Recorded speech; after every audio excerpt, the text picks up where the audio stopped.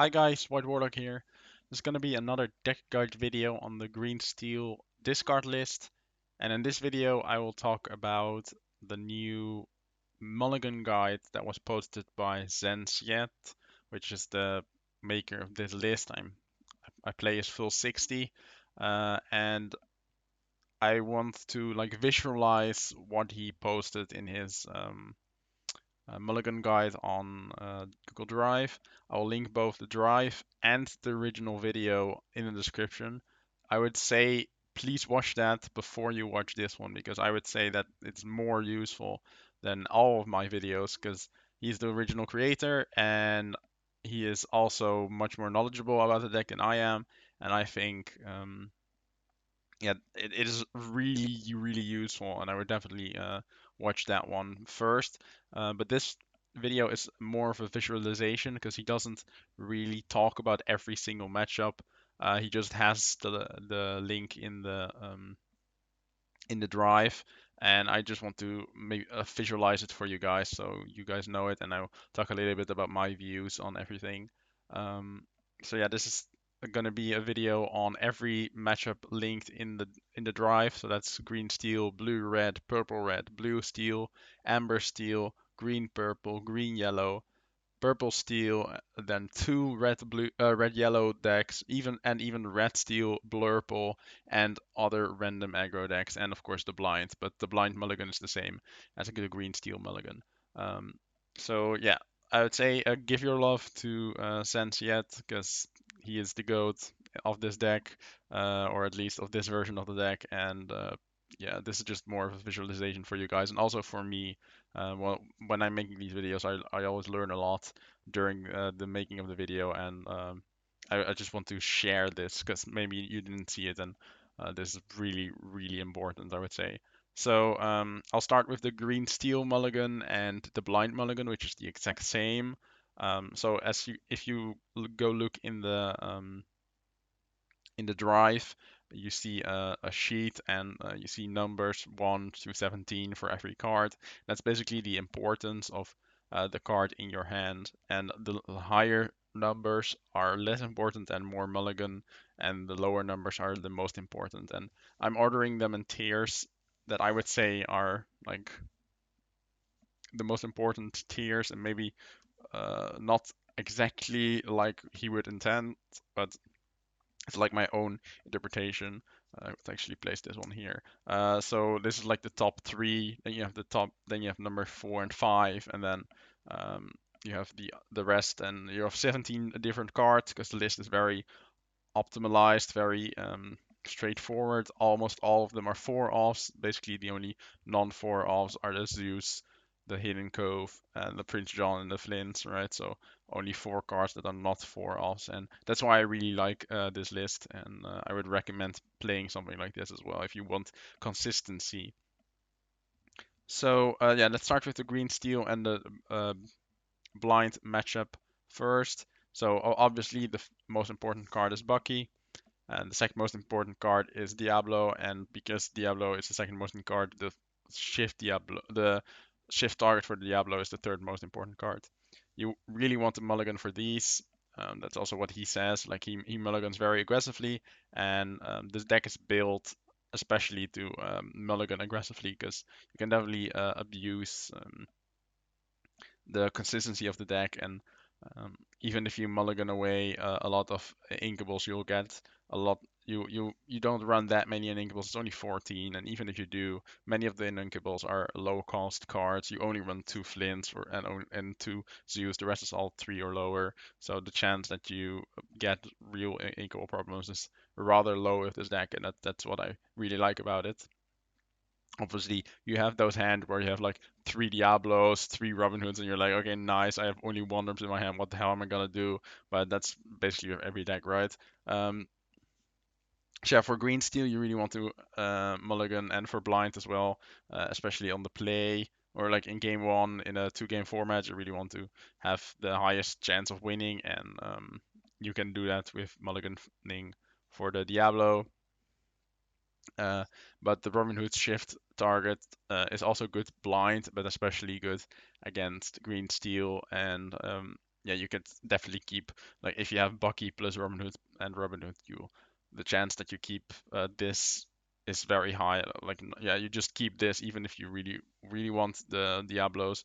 It's better to just have the guaranteed shift on turn one, turn two, turn three play, right? So that's good enough, and the Robin Hood is very good in the matchup. Then number six for him is Strength of Raging Fire. When I originally made my first Mulligan video, I think I underestimated Strength of Raging Fire. After playtesting a little bit more, I can really see why it's so strong. Even without the Ursula Zevral, you kill a lot of characters, and you kill a lot of threatening characters that can kill your Diablo or your Robin Hood while you like build up, and it can kill characters that can like one shot your hidden cove if you have enough cards in your hand, like like the Sisu that the 3-cost Sisu that has the amount as an attack equal to your cards in hand plus one, can really deal with hidden cove well, and strength just deals with it very easily. Like having four characters is not that hard in this deck. On turn four, it's basically guaranteed, right? Um, unless you shift it, which in that case you are probably winning already. So who the fuck cares? So yeah, I would say strength is very important. Also very important in the green steel um, in the green steel mirror. So that's why I think he wants strength to be um, like a high priority even in the blind, because if you play against the green steel mirror, which is the most played deck, so it's the most likely that you play against that deck of all the decks. Obviously, it's more likely that you do not play against green steel than you do against green steel, but every deck, the highest likelihood is the green steel. Um, which against strength is pretty good, and otherwise strength is also relatively okay against some other matchups. But it is much worse against every non-green steel and non-purple steel. But blind is just too important, and it's an inkable, so you can always keep it if you already have the Diablo shift. But if you're looking for the Diablo shift or looking for Bucky, you will obviously always just mulligan it. Like the top five is the top five, and the rest is way less important, especially in the mirror. Um, then he has Hidden Cove again. The same goes for like against Green Steel. Hidden Cove can really deal like a lot, can really damage like the combat math, and it's also pretty good against red decks. If you see a brawl lying around, you can like shift if you shift on turn three, you can play the Hidden Cove as well and put both the Diablo and the Bucky in Hidden Cove. Even though, of course, you don't play anything and don't discard the second card, it's still okay if you know they have a brawl, so you stop them from killing your Diablo, and you can draw at least one card, maybe even two, maybe and probably more before they can kill it with their Medusa, right? So yeah, the Hidden Cove is pretty good in general, and it's also inkable. And then after that, you have the 2/3 drops, Prince John and Ursula. I would say those are about the same of the priority, even though yeah, obviously when how further you go down, how further back the priority list goes in the like the normal blind, and especially against green steel, right? But like Prince John and Ursula are just those good cards that you can uh, play to, together with a Diablo shift on turn three. And then your Donald Duck and your Beast are your card draws, which are very important in the mirror, so they are important in the blind mulligan as well. Then finally, we have a few songs, which are Let the Storm Rage On and Sun and Chill. Those are mostly very important for the Diablo shift. So if you already have one and you have a Bucky, then even though you might want to mulligan for these cards, you might want to keep a Sun and Chill because it's a guaranteed action and it's inkable. And you probably also, especially against Green Steel, you also want to keep the Let the Storm Rage On so you can kill your opponent's Diablo, for example, so they can shift, or their normal or their shift already shifted Diablo, even though it allows them to draw an additional card if it's exerted, but it's still okay. And then yes, the same goes for Sun and Shield. It's a discard which is a little bit less relevant against Green Steel sometimes. Sometimes it's a lot very relevant, like if they only have one or two cards in hand, and you throw away one of their two cards remaining, as like if it's for example, if it's a Diablo and an action, and you force them to throw away the action, and if they don't draw the action afterwards, then they can't shift, for example, even though it's very unlikely that they have that little cards in hand at that early of the game. Um, and then I would say the last four are like almost always mulligans, except for maybe the Ursula because it's an easy ink, and the Aladdin for curve if you already have a very good hand. But these are like the cards that you just throw away to search for this, and maybe even this, and especially this if you don't have this. And those four cards are the Flynn Rider, the Aladdin, then Lincoln Zeus, and the Ursula, which is much worse in the mirror because you really need the turn two Bucky, so you don't really have time to play that on turn two. All right, I'll set up the other matchup and yeah, I'll set up the other matchups and talk about those. All right, for the blue-red matchup, it's a lot different as you can see. You still have the top three. The top three is always the top three, literally every matchup.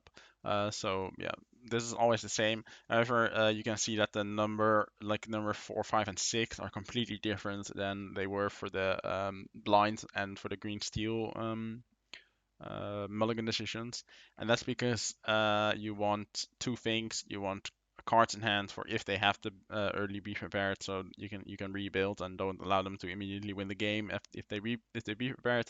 And the second is you want to discard as much as possible early game.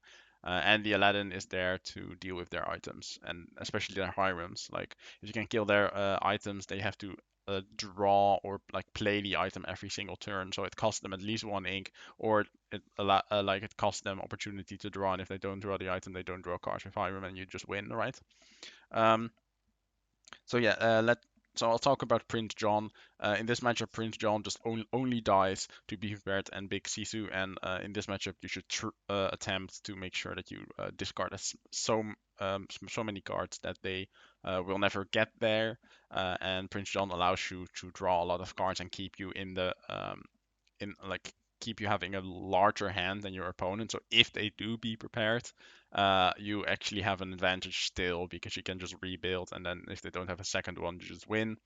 And for that purpose, Sudden Chill is very important suddenly, especially the combination of Prince John and Sudden Chill, then discarding card and you drawing an extra card is really important. And that's also pretty good with Ursula Deceiver.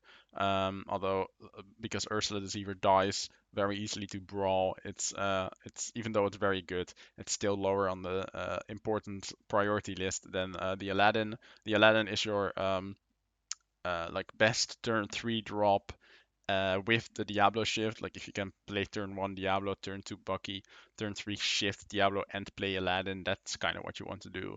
Um, so they have to discard 2 cards. So if they decide to keep their Brawl to kill your Diablo, then they can't really deal with your Aladdin, and the Aladdin allows for you to kill their item, so they can't draw Hiram. Um, and then the Ursulas are quite important. The 2-cost Ursula is very important to hit their be prepared when they can get to it. Remember to always play it the second they can get to that ink total of 7 next turn. So if they are at 4 ink, don't play it yet.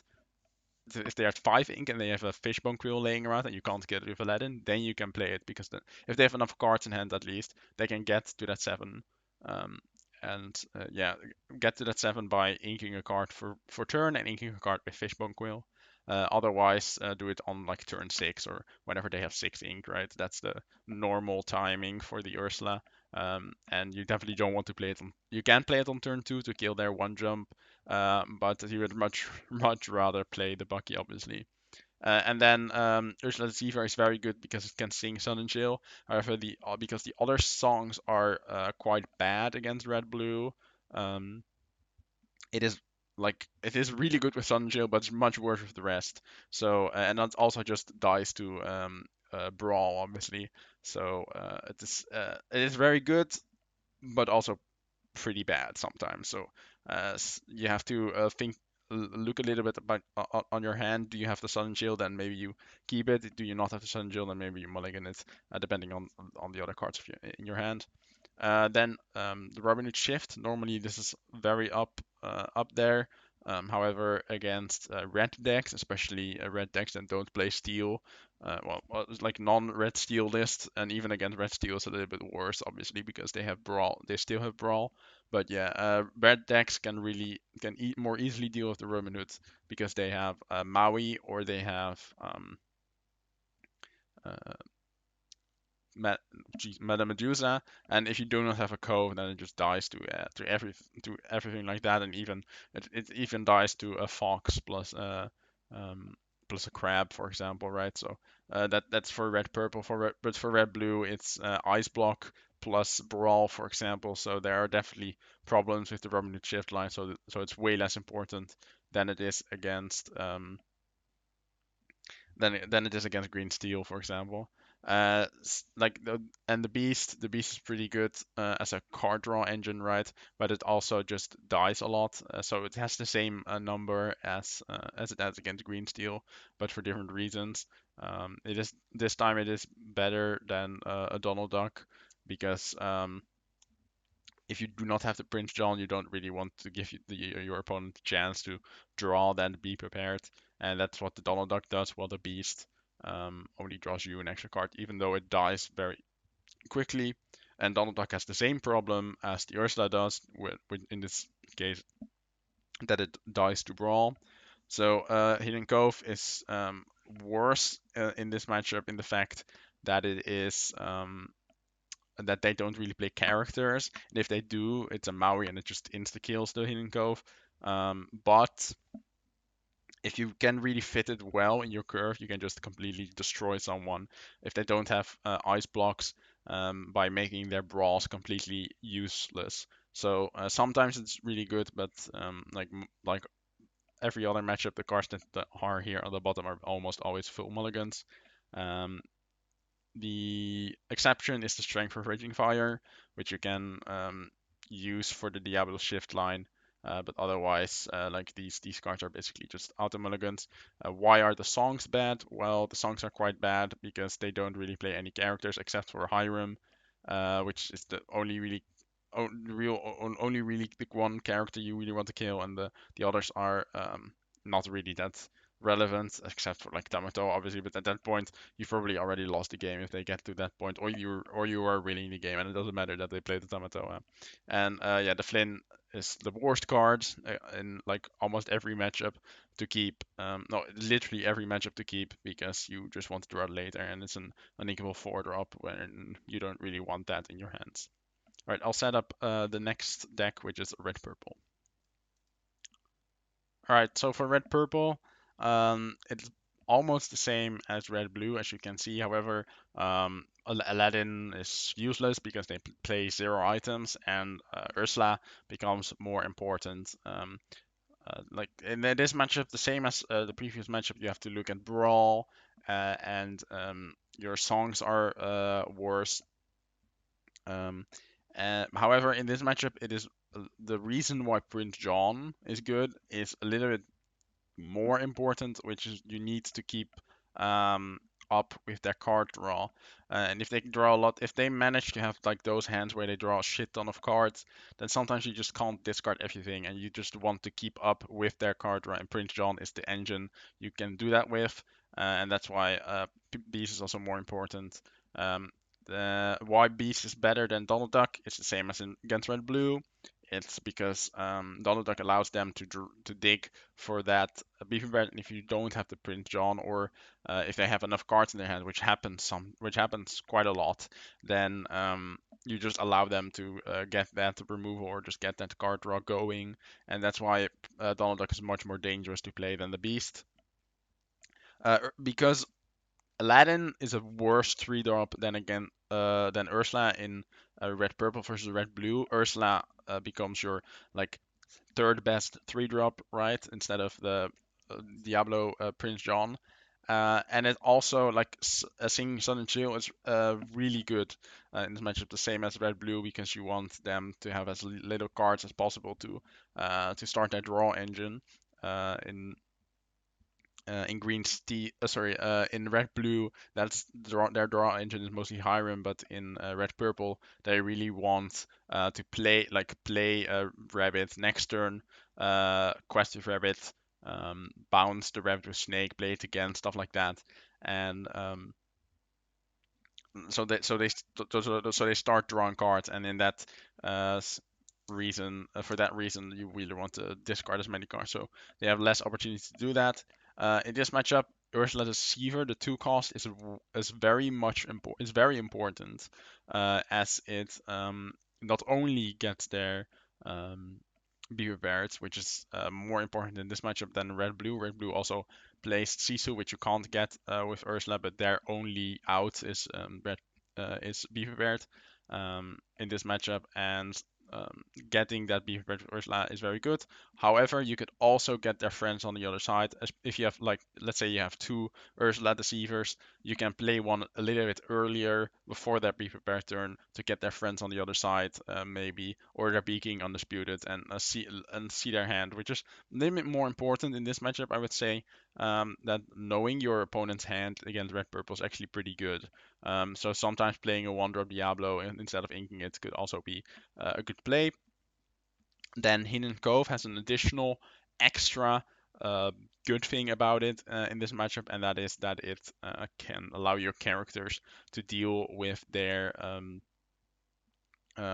castle. Let's say you have a beast and a Diablo lying around. They have 0 cards in hand. They have something in their castle you can't deal with, and you don't want them to draw cards because you're like already on that winning side. So it doesn't really matter that you also draw the cards with Diablo if they draw from castle. If you have a Hidden Cove, the beast is 4, the Diablo is 3, so that is 7 damage, and um, it just kills their castle in 1 turn. Same goes for Robin Hood plus Diablo, obviously. So those are important things to look at. And naturally, Hidden Cove removes their um, Medusa and Brawl threats against your threats. In this matchup, the Robin Hood shift is a little bit better, just slightly better. Also because the Aladdin is worse, but also because they don't have Ice Block. So Ice Block plus Brawl is not a threat in this matchup versus the Red Blue matchup. So just keep that in mind. Most other ways, it is quite similar to the Red Blue Mulligan. So that's a nice reminder. You don't really have to shift that much in your strategy. All right, I'll set up the next deck, which is a blue steel. All right, so for blue steel, because it's a steel deck and it doesn't play red, the Robin Hood shift line out of nowhere becomes way more important. However, I've put the other cards after that also in the same tier, even though like the Robin Hood should probably be like here for the blue steel matchup. However, I put it like here because I want to show the difference between these cards, I would say, in this matchup, and the importance of these cards in general. Because you see Hidden Cove suddenly rising up from like number 11 or 12 in that list to number 6. And why is that? Well, it is because it allows you to deal with their warded characters, their Cogsworth, if they use it, and it allows you um, to keep Bucky alive if they play Tinkerbell, which is which I would say is the most important part. Because the second they play Tinkerbell and you don't have the Bucky in Hidden Cove, you can just automatically lose out of nowhere because you can't discard anymore. And the Hidden Cove allows you to deal with that, and the extra bonus is being able to kill that Cogsworth and deal with that extra 1 resist by that Cogsworth by kind of negating it by giving your own character 1 extra attack, right? So that's why the Hidden Cove is more important, even though it's not a brawl matchup, where you would think it would fit that brawl matchup more. No, actually, the defense is what makes the Hidden Cove really good here. The Ursula here is played to get that Grab Your Sword and the Whole New World, which are the 2 options for the blue steel deck to get back. There's obviously generally a bad matchup for you. However, you can really fight back if you get a good timing of the Ursula. However, it's a little bit harder because if they hard ramp and they draw some cards in the early, you really need to choose whether you want to discard or start drawing cards. Again, because it's a blue matchup, Sun and Jail's pretty good. Especially with the Ursula, because if they play Fishbone Quill and they go a little bit too aggressive, you can punish it massively with your Sun and Jail. And Aladdin is important because it's an item deck. Even though like the top curve is like very three drop focused now, like with the Robin Shift, the Ursula, and the Aladdin, this is kind of where you want to be against Blue Steel. This makes it so that Prince John becomes worse because it's like the thing you want to do least on turn 3, even though it's still a reasonable card. However, it also dies to grab your sword, which makes it a little bit more vulnerable and yeah, which makes it more vulnerable and thus less good to play. And in the late game, it's really hard to keep alive if they keep a grab your sword laying around in their hand. Even though the ward is a pretty good finish against them if they don't have the grab your sword because they can't really deal with it otherwise. They don't have like a be prepared, obviously. And they play less grab your swords than red purple plays be prepared. Now this is again a deck where Donald Duck is better than Beast. They don't play Be Prepared, and you're less worried about a Be Prepared than you are about a top deck. Uh, you are more worried about a Be Prepared than you are on a top deck Grab Your Sword most of the time. So giving them that extra card matters a little bit less. Um, and the other part why Beast is worse is because you can often have that you play Beast on your turn 5 ink. They have 6 ink and they play Tinkerbell and they disable your Beast. And Donald Duck obviously doesn't get disabled. So Beast is a little bit worse in that regard, but you kind of want card draw yourself, and that's why I would say Prince John is here and not here. But it is definitely the worst card of all the other. And then yeah, the same with red, blue, and red, purple. Your songs are a little bit worse because you have less to kill. If they play like Smee or something early game, and you can like get it with the Storm Rage on with the Diablo shift, that's a nice thing. But otherwise, the songs are mostly there to discard them with Diablo or to sing them with Ursula, and that is a little bit better. That is better than it is against Red Blue. Like against Red Blue, these songs are really bad. Um, but yeah, they are much worse than all the other cards. And like every matchup, Flynn is just a mulligan because you want it to draw it later and not really in your opening hand because it's a 4 of an inkable. All right, I will make a part 2 of this video because it already gets a little bit long and I don't want a 1 hour video because there's still a lot of matchups through. I hope you guys like this video and remember, please watch the Zan Syed video first. Well, you already watched this one, but watch the Zan Syed video as well. He was the one that made it. He deserves all the credit. I'm just telling you about his Mulligan plan. I'm not really inputting my own version of it, right? I'm just explaining why I think he does that because he doesn't explain every matchup that well, and especially after like the first few matchups, he doesn't discuss Amber Steel or Green Purple, for example. So those are those matchups I will discuss in my in my next video or my next two, depending on how long those videos take. But they will just be like a part 2 and part 3 to this one. So check them out. I will upload them a little bit later than you will see this one, but not that much later. So if you see this video on a later date, you can probably watch the other ones immediately after. So yeah, I'll see you then. Thanks you guys for watching.